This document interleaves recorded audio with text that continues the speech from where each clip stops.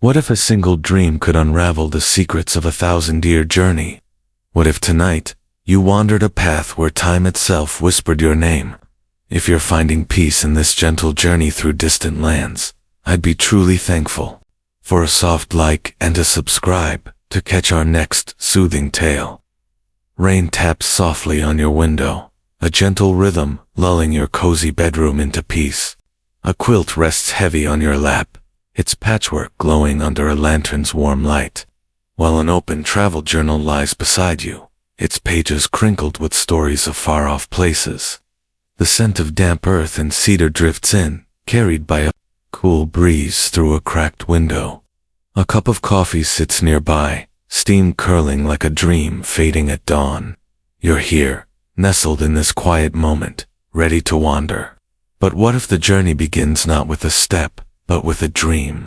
I'm your sleepy wanderer, and tonight, I'm inviting you to drift with me to a time long forgotten, where the Silk Road hums with secrets, and the mind weaves stories only the night can hold.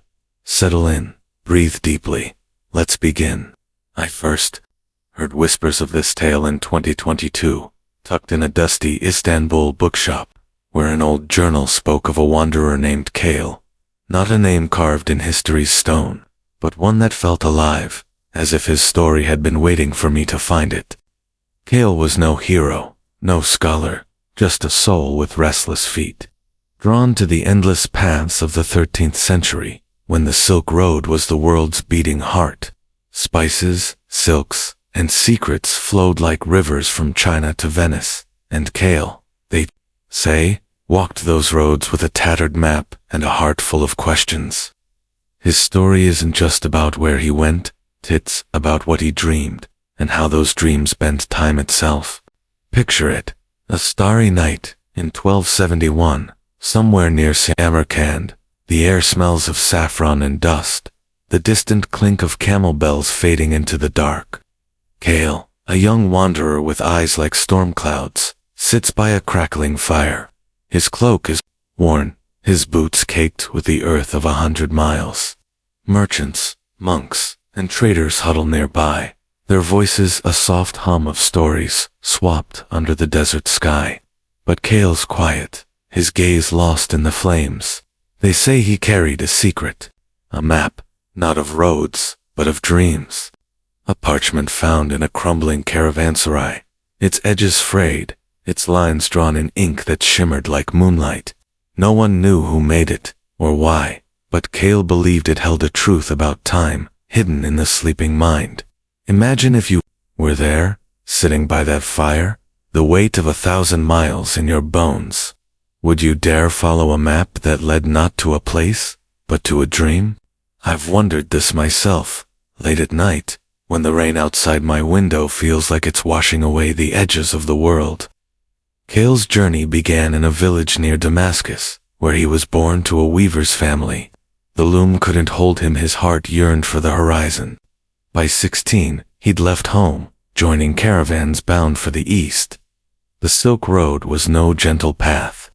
It was a labyrinth of blistering days and freezing nights, of bandits and bargains, where every step could be your last. Yet Kael thrived in its chaos, his mind alive with the colors of bazaars, the chants of monks, the scent of jasmine in Kashgar's markets. He'd heard tales of Marco Polo, the Venetian whose name was rippling across the trade routes, a man said to carry stories of empires to the great Khan. Kael wasn't Marco, he had no riches, no fame, but their paths would cross, in a way that would change how Kael saw time forever. One evening, in a caravanserai near Bukhara, Kael overheard a merchant speak of a strange traveler. He's in the Khan's court, the merchant whispered, writing tales of lands we'll never see. Kael's heart stirred. Was this Marco Polo, or someone else? Someone whose dreams held the same map? Kael clutched in his satchel.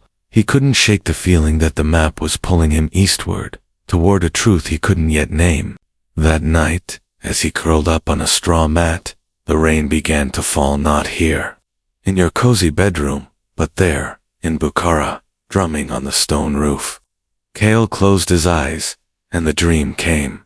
In his dream, he stood on a cliff overlooking a city of jade and gold, its spires piercing a sky that shimmered like water. A voice, soft as the rain outside your window, whispered, "Time is not a river, but a tapestry, every thread, a journey." Kael reached for the map in his satchel, but it was gone. Instead, his hands held a thread, glowing faintly, stretching into the distance. He followed it, barefoot, across a desert that shifted beneath him, each step blurring the line between now and then. He woke with a start, heart racing, the thread's glow still burning in his mind. Was it a dream, or something more? The map in his satchel felt heavier, its ink darker, as if it had changed in the night. The next morning, Kael joined a caravan heading east, toward the Taklamakan desert. The traders spoke of dangerous sandstorms, bandits, mirages that lured men to their deaths. But Kael's mind was on the map. Its lines didn't match any known route, yet they felt familiar, like a memory he hadn't lived. He wondered if it was leading him to Marco Polo, whose journey to the Khan's court was the talk of every bazaar. Marco, they said, had seen the impossible, cities of silk, rivers of pearls, a world so vast it defied the mind. Kael didn't seek riches, he sought answers. What was time, if not the steps we take, the dreams we chase? Imagine if you were there, walking that desert path, a map in your hands that promised not gold, but truth. Would you keep going, even when the sands whispered doubt? I think about this sometimes. Lying in bed, the journal open beside me, wondering if I'd have the courage to follow a dream that felt bigger than myself.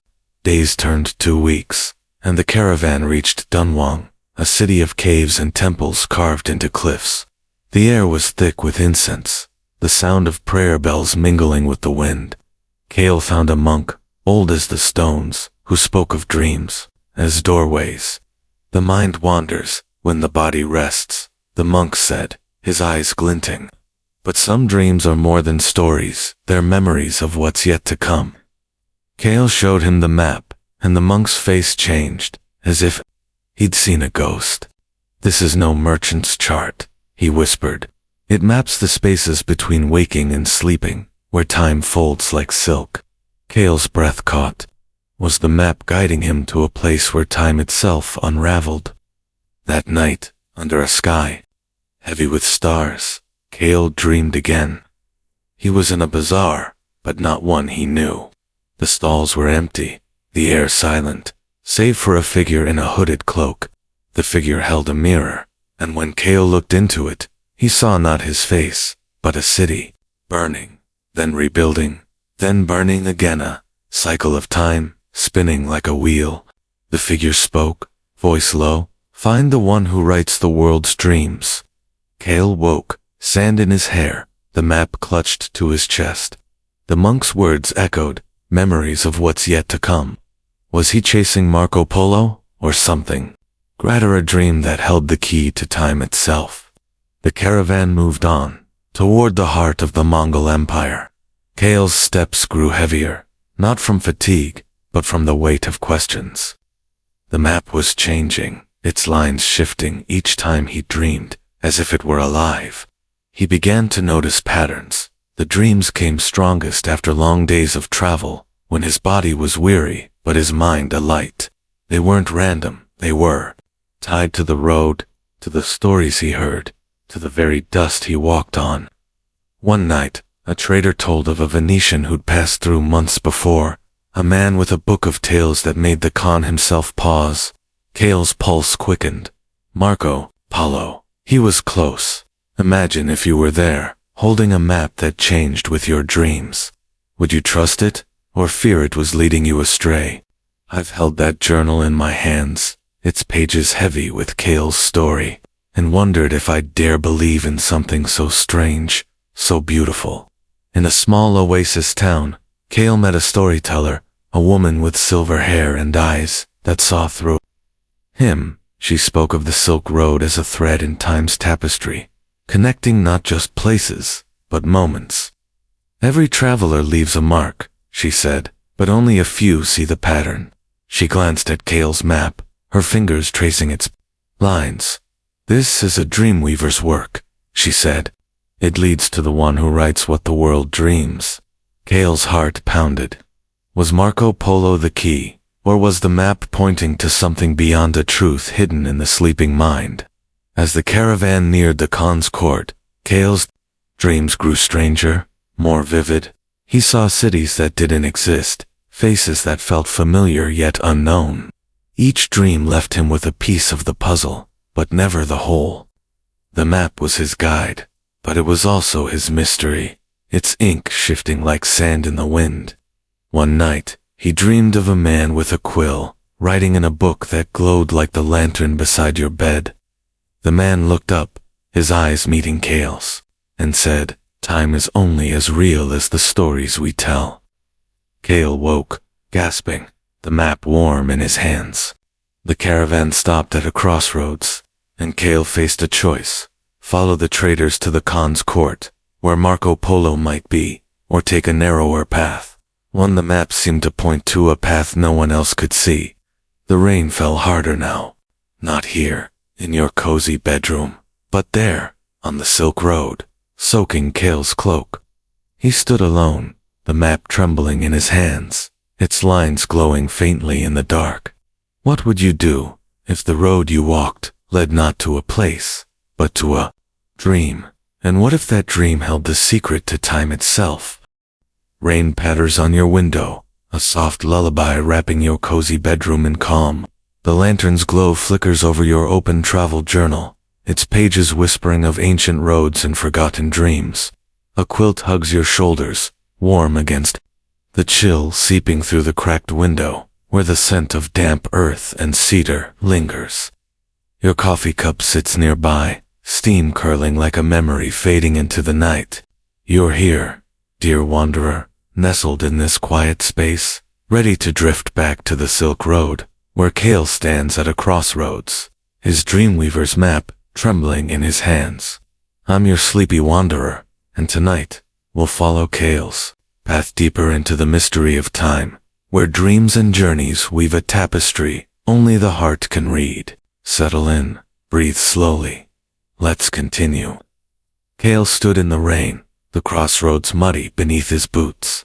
The caravan's lanterns faded westward, toward the Khan's court, where Marco Polo might be spinning tales for the great Khan, but the map in Kael's satchel, its ink shimmering faintly, pointed to a narrower path, a trail winding into the dark, where no trader dared go. His heart pounded, not from fear, but from the pull of something he couldn't name. The storyteller's words echoed in his mind. Only a few see the pattern. Kael clutched the map, its lines shifting like sand under starlight, and took the first step down the unknown path. The rain soaked his cloak, but he felt alive, as if the road itself was dreaming him forward. I've thought about that moment, lying in my own bed, the journal open beside me, its pages heavy with Kael's story. I found that journal in 2022, in that dusty Istanbul shop, and ever since, it's felt like Kael's journey is part of my own. Have you ever felt a story call to you, as if it's more than words, as if it's a map to something deeper? The path led Kael through a canyon, its walls carved with symbols he couldn't read, spirals, stars, threads weaving in stone. The air grew thick, scented with sage, and something sweeter, like honey left too long in the sun.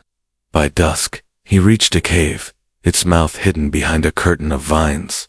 Inside, a fire burned, though no one tended it. The walls glittered with quartz, reflecting the flames like a sky full of stars. Kael's breath caught. This wasn't a place on any trader's route. It was a place the map had drawn, a place born in dreams. He unrolled the parchment, and its lines pulsed, matching the rhythm of the fire. Was this the space between waking and sleeping, where time folded like silk? Imagine if you were there, standing in that cave, the firelight dancing on your face. Would you trust a map that led you to a place no one else could see? I've wondered this, late at night, when the rain outside feels like it's washing away the boundaries of the world. Kael sat by the fire, his fingers tracing the map's lines. He'd dreamed of this cave before, not its shape, but its feeling, like a memory he hadn't lived. In his last dream, a figure had spoken of the one who writes the world's dreams. Was that Marco Polo, or someone else? Kael's thoughts swirled, but the cave was silent, save for the crackle of flames and the distant drip of water. He closed his eyes, letting the warmth sink into his bones, and sleep came like a tide. In his dream, he walked a road of glass, each step echoing through a city that shimmered like a mirage.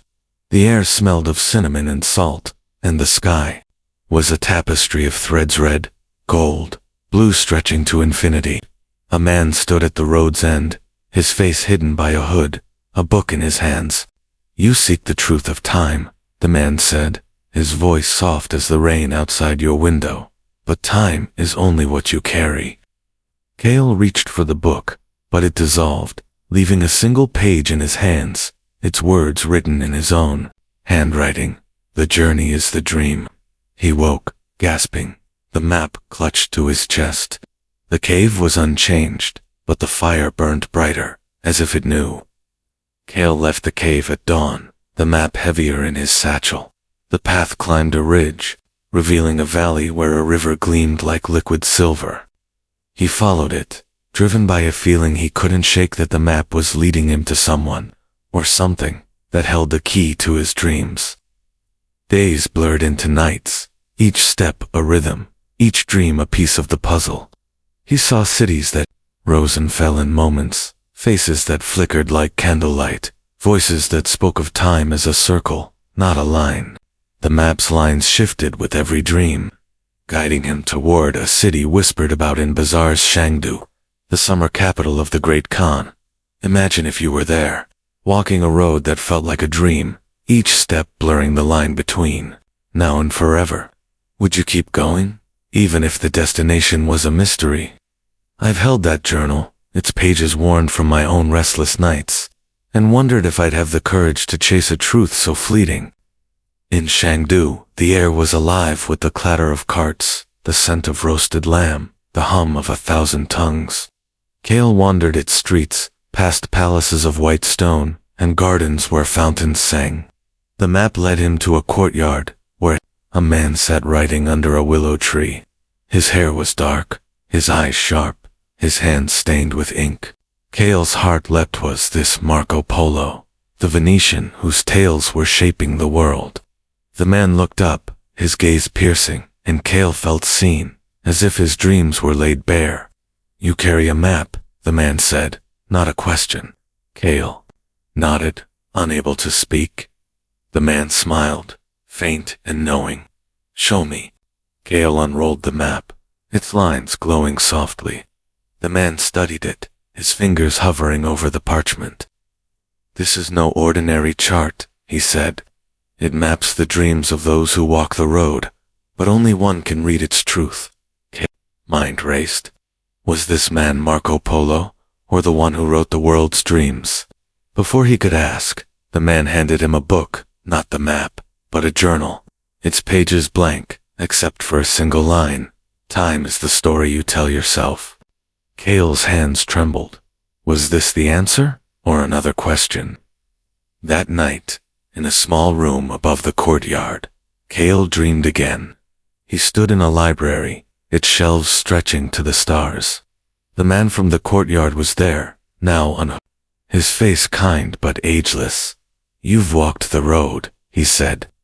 "Now write the dream." Kael looked down, and the book was in his hands, its pages filling with words he hadn't written, stories of cities, rivers, skies, all woven with threads of time. He woke, the journal beside him, its pages still blank. But the map was different now, its lines converging on a single point, far to the east. Kael left Chengdu, the book and map in his satchel. The road grew wilder, the air colder, the stars brighter. He felt time shifting around him, as if each step carried him not just forward, but through moments that didn't belong to him. He dreamed of the man's words, of threads and tapestries, of stories that held time together. One night, by a frozen stream, he met a trader who spoke of Marco Polo, now far away. Writing tales for the Khan, he sees the world, the trader said, but you, wanderer, see something else. Kael's throat tightened. Was he chasing a man, or a dream? Imagine if you were there, holding a book that held your own story, unwritten. Would you dare write the next page, knowing it might change everything? I've turned that journal's pages late at night, and felt Kael's question linger, as if it's mine too. The path led Kael to a mountain pass, where the wind howled and the map's lines glowed like fire. He was close now to what he didn't know. The dreams were stronger, the boundaries thinner. In his final dream, he stood in a desert, the man from Chengdu beside him. Time is not a line, the man said, but a dream you share. He pointed to the horizon, where a city shimmered, its spires familiar from Kael's first dream. Kael took a step, and the world shifted, the desert becoming a bedroom, a quilt over his shoulders, a journal open before him. He woke, heart racing, the map unchanged, but the book heavy with words he hadn't written. Kael realized the truth. The map didn't lead to a place, but to himself. His journey, his dreams, his story, they were the tapestry of time. He was the one who wrote the world's dreams, and so are you, dear wanderer, every night, in the quiet of your mind. What if the road you walk is a dream you haven't yet written? And what if tonight, you hold the pen? If you're still with us, let us know in the comments where you're wandering from and what time it is. Dare dream gently.